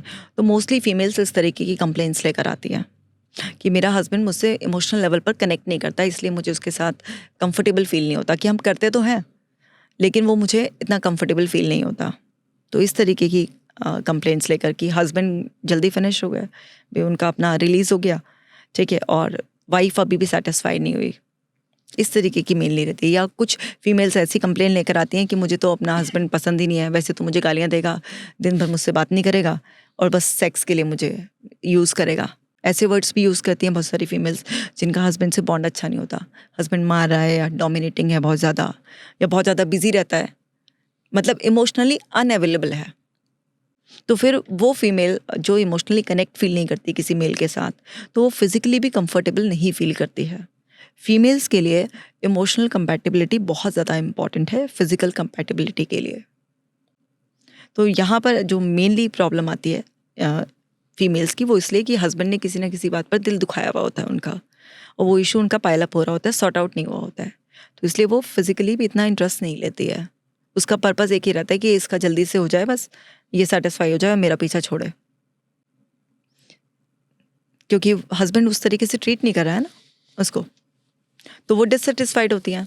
और बहुत सारी फीमेल्स भी इसीलिए, जैसे अभी हमने थोड़ी देर पहले ही एक्स्ट्रा मैरिटल की बात की थी, उनकी फ़िज़िकल नीड्स नहीं पूरी होती हैं। ऐसा नहीं फीमेल्स में फ़िज़िकल नीड्स नहीं होती हैं, उनकी भी होती हैं, लेकिन उनको मेनली इमोशनल नीड्स चाहिए होती है। तो जहाँ उनकी इमोशनल नीड कोई पूरी करने लगता है, तो इसलिए फीमेल्स ईजिली कंसेंट दे देती हैं फिज़िकल होने की भी, चाहे बाहर भी हो। यस, क्योंकि उनको ना इमोशनल नीड, एक्चुअली उनका मोटिव फिज़िकल नीड नहीं होता, फोकस नहीं होता उनका। फिजिकल तो हो जाता है क्योंकि इमोशनल नीड कोई दूसरा पूरा कर रहा होता है, और बाहर ऐसे लोग समझ जाते हैं कि इसको ना इमोशनल नीड की ज़रूरत है, तो एक शोल्डर दे देते हैं वो। फिर वो बातें सुन रहा है कोई, आपकी तारीफ़ कर रहा है, इमोशनली आपको कनेक्ट कर लिया, तो फिजिकल तो ईजी हो गया फिर उसके लिए। लेकिन बाहर भी वो, ये तो लंबे समय तक तो नहीं चलेगा ना, तो वो और फ्रस्ट्रेटेड हो जाती हैं, उनको ना और ज़्यादा डीप डिप्रेशन में चले जाते हैं। ऐसे मैंने बहुत सारे केसेस देखे हैं जहाँ पर हस्बैंड से अच्छा नहीं चल रहा था, तो वो किसी और से कनेक्ट हो गई, लेकिन उसके भी घर में पता चल गया आदमी के, या थोड़े टाइम बाद 1-1.5 साल उसके बाद भी ओवर हो गया कि बस अब कब तक मैं करूँगा, ठीक है ना, तो वो और ज़्यादा डिप्रेशन में चली गई। अब क्या करें, वो बार बार थोड़ा ना पार्टनर चेंज करते रहेंगे ऐसे। तो इस तरीके के ना और ज़्यादा मतलब केसेस ना बहुत ज़्यादा उनके लिए ट्रॉमा ऐड कर देते हैं। सो मैम इसका सोल्यूशन क्या है? मतलब एक तो ऑर्गेज़म आपने बताया, और आपने इमोशनली एक वो बताया बॉन्ड होना चाहिए। सो ये कैसे क्रिएट होगा? देखिए, जब इमोशनल कनेक्टिविटी होगी, इमोशनल कनेक्टिविटी पार्टनर से बात कर होगी। बहुत सारी फीमेल्स कहती हैं, मैम हमने बहुत बार बोला है अपने पार्टनर से कि मुझे टाइम दीजिए, मेरे को आपसे अपने इमोशंस शेयर करने हैं, मेरी बात सुना करो, लेकिन हस्बैंड है कि बिल्कुल ही नहीं सुन रहा है। वो कह रहा है मैं क्या करूँ, तुम लोगों के लिए तो कमाने जाता हूँ बाहर में, और मैं अगर कमाऊँगा नहीं, बैठ कर तेरी बातें सुनता रहूँगा, तो घर कैसे चलेगा। तो वो ना समझ नहीं रहा है, और वो रो कर भी कह चुकी है, लड़ाई भी कर चुकी है, वो हर तरीके से कह चुकी है, लेकिन वो सब कुछ दे रहा है, वो टाइम नहीं दे रहा, वो इमोशनल बॉन्ड नहीं दे रहा। अब वो कहते कहते थक गई है, तो अब ना वो क्या है कि एक जैसे कहते हैं ना जिंदा लाश बन गया है इंसान, वो ऐसी हो गई है। उसको ये है कि अच्छा जाना है क्योंकि पति है, ना कह नहीं सकती इसको, कभी बहाने बना लूँगी, लेकिन रोज़ रोज़ तो बहाने भी नहीं बनाए जाएंगे, और चलो भाई काम ख़त्म करते हैं, वो ऐसी हो गई है। तो बात करना ही तो सोल्यूशन होता है किसी चीज़ का, लेकिन बात आप किससे करोगे? जो बात करने के लिए तैयार हो। अब कोई बात ही नहीं करने के लिए तैयार है तो उससे बात कभी बनेगी नहीं। तो जब कोई बात करने के लिए, समझने के लिए तैयार नहीं है, उसे अगर 100 बार भी कहला गया है तो वहाँ पर कुछ नहीं हो सकता। वहाँ पर क्या है, वो पर्सन धीरे धीरे या तो अपने लिए वो बाउंड्री सेट करे। अब कभी भी हम ये नहीं कहते हैं कि आप किसी दूसरे के साथ रिलेशनशिप में चले जाओ, क्योंकि वहाँ पर फिर से थोड़े दिनों के लिए आपको कंफर्ट आएगा, लेकिन उससे बहुत बड़ा डिस्कम्फर्ट आपके लिए वेट कर रहा होगा। हम बोलते हैं धीरे धीरे आप अपनी एनर्जी को चैनलाइज करो। या तो आप सेल्फ प्लीजिंग एक्टिविटी पर चले जाओ कि आप मास्टरबेट करो। अगर आपकी एक ऐसी नीड आ रही है तो आप अपनी ही फीलिंग्स को खुद ही एंटरटेन करना सीखो। और अगर ऐसा करना खुद के लिए पॉसिबल नहीं है आपके लिए, तो अपनी एनर्जी को ट्रांसफॉर्म करो। एनर्जी को डायरेक्शन तो आपको चेंज करना ही पड़ेगा ना। आपको अर्ज आ रही है, ठीक है, इसीलिए तो जैसे कहते हैं ना स्पिरिचुअलिटी में ना, अपनी एनर्जी ट्रांसफॉर्म करो कि अगर भगवान नाम लेते हो, आप जप करते हो, ऐसे करते हो, तो आपकी वो एनर्जी जो सेक्सुअल एनर्जी है वो भी ट्रांसफॉर्म होकर मतलब स्पिरिचुअल एनर्जी में कन्वर्ट हो जाती है कि आप अपने लोअर चक्रा से नहीं, अपर चक्रा से डील करना स्टार्ट कर देते हो। तो या तो आप खुद को सेटिस्फाई करो या फिर आप अपनी एनर्जी को चैनलाइज करो। तो इस तरीके की सलाह, जहाँ पे पार्टनर बिल्कुल नहीं सुनता, लेकिन जहाँ पर पार्टनर सुनता है और समझता है, तो वहाँ पर हम उनका बॉन्ड ठीक करा देते हैं कि दोनों के बता देते हैं कि आपके ये एरिया ऑफ इम्प्रूवमेंट्स है और इनके ये एरिया ऑफ इम्प्रूवमेंट्स है, और दोनों का एक म्यूचुअल पूरा कनेक्शन बनवा देते हैं वहाँ पे, क्योंकि दोनों ही ओपन है, चेंज होने के लिए रेडी हैं। तो वहाँ पर उनका बॉन्ड ठीक हो जाता है। जो फीमेल को ऑर्गास्म फील नहीं हो रहा होता, या जिस तरीके से वो अच्छा फील नहीं करी होती, या उसका ना खुद का मन हट जाता है कि मुझे सेक्स करना ही नहीं है, वो सब वापस से दोबारा ठीक हो जाता है। क्योंकि फीमेल या तो करना नहीं चाहेगी, या फिर करेगी तो उसको कुछ फील नहीं होगा। तो जहाँ पर हस्बैंड सपोर्टिव होता है तो वहाँ पर बॉन्ड उनका ठीक कराकर वो सारी प्रॉब्लम अपने आप ही खत्म हो जाती है। लेकिन जहाँ पर हस्बैंड कह देता है कि मैं नहीं टाइम दे सकता इसको, मुझे नहीं लगता प्रॉब्लम है इसमें, और एक हस्बैंड ने तो यही बोल दिया था कि इसमें कुछ ज़्यादा ही डिज़ायर है, इसकी इतनी डिज़ायर मैं पूरी नहीं कर सकता, इस तरीके से। तो जबकि उन दोनों का इमोशनल बॉन्ड ही अच्छा नहीं था। तो ये ना डिपेंड करता है, केस टू केस डिपेंड करता है ये। Got it. मैम, आपने मैस्टरबेशन बोला, मुझे थोड़ा सा मैस्टरबेशन के बारे में बताइए कि ये हेल्थ के लिए क्या ठीक होता है या ये नहीं होता, रिलेशनशिप में कितना ये सही है। एक तो ये केस हो गया, सिनेरियो हो गया कि वहाँ पे वो नहीं ठीक है, बट अदर देन दैट, क्या masturbation as a psychologist, what do you think about this? देखिए, ये सब ना नॉर्मल हमारे अंदर से अर्जेस आती हैं, जिस तरीके सेक्सुअल अर्जेस है तो वो आती है नॉर्मली। अगर आप हेल्दी वे में कोई भी चीज़ कर रहे हैं तो वो कभी आपको नुकसान नहीं देगी। लेकिन अगर आप कोई भी चीज़ को बहुत अनहेल्दी वे में करने लग जाएं, ओवर करने लग जाएं, तो वो हमेशा आपको नुकसान देगा। तो मास्टरबेट करना नॉर्मली होता है, मेल फीमेल दोनों में से कोई भी कर सकता है अगर आप हेल्दी वे में कर रहे हैं तो। मैम, हेल्दी वे क्या होता है?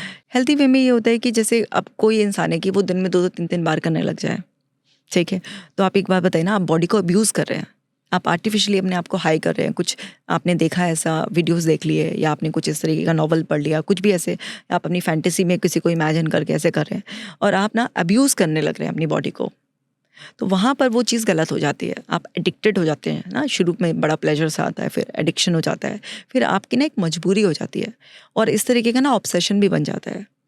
जैसे मेरे पास इस तरीके भी केसेस आते हैं कि जिन बच्चों ने मतलब 12-13 साल की उम्र से शुरू किया होता है और उन्होंने हफ्ते में 10-10, 15-15 बार, और एक केस तो मैंने ऐसे देखा था कि लड़का दिन में 4-4 बार इस तरीके से मास्टरबेट करता था। तो क्या हुआ, 21 की एज तक आते आते उसको इरेक्शन आना बंद हो गया। इरेक्शन आना बंद हो गया उसको, बिल्कुल। इतनी भी प्रॉब्लम आ जाती हैं। और एक को ना ऑब्सेशन आ गया कि अगर तूने इतना मास्टरबेट उसने किया सालों तक, और फिर उसको ये आ गया कि अगर तूने मास्टरबेट नहीं किया तो तेरी लाइफ में कुछ अच्छा नहीं चलेगा। इस तरीके का इंट्रूसिव कनेक्शन माइंड ने बना दिया कि तुझे मास्टरबेट ही करना है। बिना मास्टरबेट करे उसको नींद नहीं आ रही है। मतलब ऐसे में कई सारे केसेस आपको बता रही हूँ। एक है उसको बिना मास्टरबेट करे नींद नहीं आ रही है, और एक की शादी पर ऐसा इम्पैक्ट आया कि उसने बहुत लंबे समय से मास्टरबेट कर रहा था वो। अब शादी के बाद भी, क्योंकि मास्टरबेट करने में आपके हाथ में कंट्रोल है आपका, राइट। अब पार्टनर के साथ जब आप सेक्स कर रहे हो तो कंट्रोल पूरा आपके पास नहीं है, पार्टनर के रिस्पॉन्सेज पर भी तो डिपेंड है ना। तो उसको वो फीलिंग ही नहीं आती, क्योंकि उसको तो सारा डोमिनेटली अपने आप को ट्रीट करने की एक तरीके से आदत पड़ गई। अब पार्टनर के लिए आपको वेट करना पड़ेगा पार्टनर जैसा रिस्पॉन्स दे रहा है उस हिसाब से आपकी बॉडी क्लूज कैच करेगी, उस हिसाब से बिहेव करेगी। लेकिन आपने अपने आप को प्रोग्राम इस तरीके से कर लिया है, तो उसको क्या होता है कि ना वाइफ के बाद भी मास्टरबेट ही करना पड़ता है। तो पहले वो छुपा छुपा के कर रहा था, उसकी वाइफ ने देखा क्या करते हैं ये भाई, पकड़ लिया उसको इस तरीके से, तो उनका कलेश पड़ रहा है कि भाई मेरे साथ भी सेक्स करा है, तुझे अलग से भी मास्टरबेट करने की जरूरत पड़ रही है। तो बहुत सारी प्रॉब्लम्स आती हैं अगर आप अनहेल्दी वे में एक ऑब्सेशन की तरह से ऐसे करते हो, तो वो कुछ भी प्रॉब्लम आ सकती है, सबको अलग अलग आ सकती है। So, मैम आपने बोला कि दिन में 2 से 3 बार ऑब्वियसली बहुत ज़्यादा है, व्हाट इज़ नॉर्मल? देखिए जैसे ना जो छोटे बच्चे होते हैं, जैसे कि मेरे पास जो केसेस आते हैं लड़कों के 22, 23, 25 साल के ऐसे, और वो कंप्लेन करते हैं कि हमने ना, किसी ने 9 साल की उम्र से, किसी ने 12, 13 साल की उम्र से ऐसे करना शुरू कर दिया। क्योंकि आज बहुत जल्दी पता चल जाता है इन सब चीज़ों के बारे में भी। जैसे आजकल लड़कियों को भी पीरियड्स 9 साल की बच्ची को भी, 8 साल की बच्ची को भी आ जाते हैं किसी किसी को। तो अब ना जो मैच्योरिटी है ना वो बहुत जल्दी आने लग गई है। तो हेल्दी वे में अगर हम करते हैं कि अगर आपको जब पवर्टी एज आ गई और आपको अर्जेस फील हो रही हैं, आपने वीकली एक बार कर लिया, इनफ है, ठीक है। आप ज़्यादा इन चक्करों में मत पड़ो, चलो वीक में 2 टाइम बस मोर देन इनफ है आपका ना। और वो भी तब करो जब नेचुरल अर्ज आए। ये नहीं कि आपने खोला पॉन और फिर आपने अपना उस तरीके से इनपुट डाला और फिर आप कर रहे हो। इस तरीके से मत करो कि करना ही करना है। अगर आपको हफ्ते तक अर्ज नहीं आती है, मत करो। नेचुरल अर्ज, क्योंकि क्या होता है नेचुरल अर्ज आने पर अगर कोई भी चीज़ आप उसको एड्रेस करते हो तो वो इजी वे में और आप बिल्कुल नॉर्मल वे में उसको सेटिस्फाई करोगे।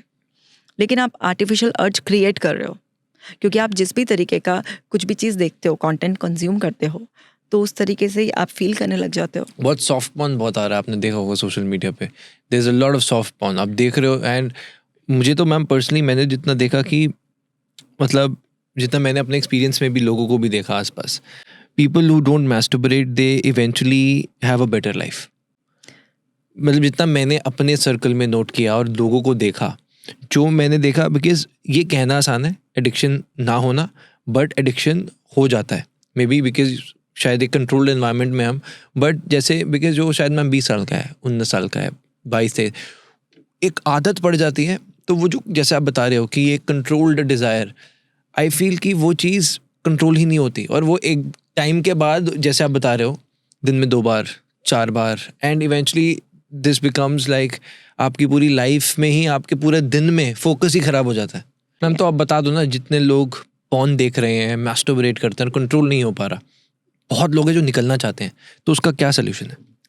देखिए जब भी ना आप एडिक्टेड हो गए हैं इस चीज़ के, तो सबसे पहले तो आपको पता ही है कि आपका एडिक्शन आपको अब सता रहा है। क्योंकि जब तक आपको पता चलता है, जब तक आपको कंप्लेंट आती है, और मोस्टली कंप्लेंट जो ऐसी आती हैं वो ये आती हैं कि भाई हमारे को ना स्लीपिंग इश्यूज़ हो गए हैं, कि अगर हम नहीं करेंगे तो हमारे को नींद भी नहीं आ रही है।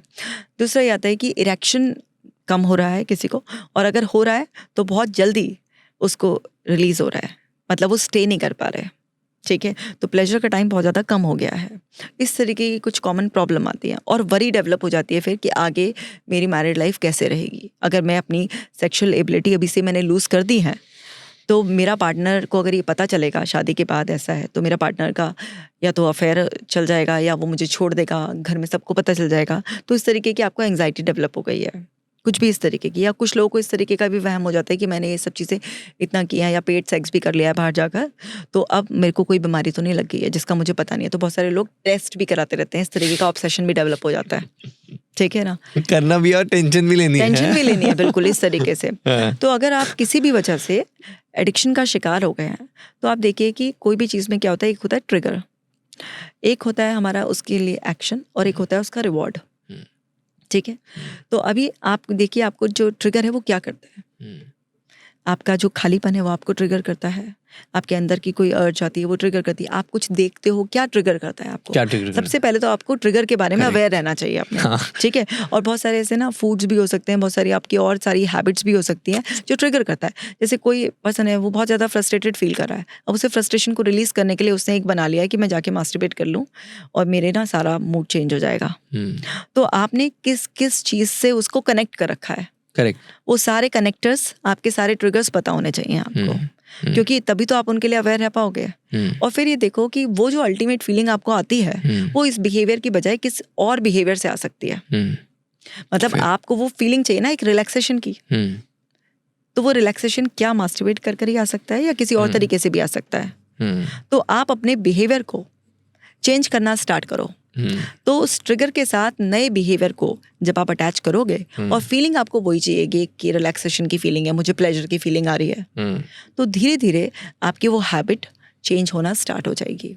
इसकी बहुत सारी थेरेपीज भी होती हैं, जैसे सेक्स एडिक्शन की जो होती है, या इस तरीके से लोग अपनी पावर लूज़ कर देते हैं, तो सेक्सुअल एंग्जाइटी को रिलीज़ करने के लिए लोग हिप्नोथेरेपी भी बहुत कराते हैं। किसी भी तरीके के और भी एडिक्शंस, जैसे किसी को अल्कोहल का एडिक्शन है या स्मोकिंग का एडिक्शन है, तो हिप्नोथेरेपी भी इसमें बहुत हेल्प करती है। NLP की टेक्निक्स भी बहुत ज़्यादा हेल्प करती हैं इसमें ना। इस तरीके से तो वो भी थेरेपी एक प्रोसीजर होता है जो पूरा 45 मिनट्स टू 1 आवर का एक प्रोसीजर होता है, तो उसके सेशन से भी बहुत ज़्यादा हेल्प मिलती है लोगों की। करेक्ट। हमारे पास बातें बहुत सारी हैं, समय कम है। मैं आपसे पहली बार मिला, I am really impressed, not just with your knowledge but the way you have conducted the entire podcast. बहुत मज़ा आया। Thank you so much for your time and I am sure कि लोगों को भी बहुत हेल्प मिली होगी। Thank you so much. Thank you so much Raghav, मुझे भी पॉडकास्ट शूट करके बहुत बहुत अच्छा लगा और आपने मुझे यहाँ पर बुलाया और हम लोग शायद लोगों की लाइफ में एक अच्छी वैल्यू एडिशन कर पाए हैं। So hope for the best. Thank you so much.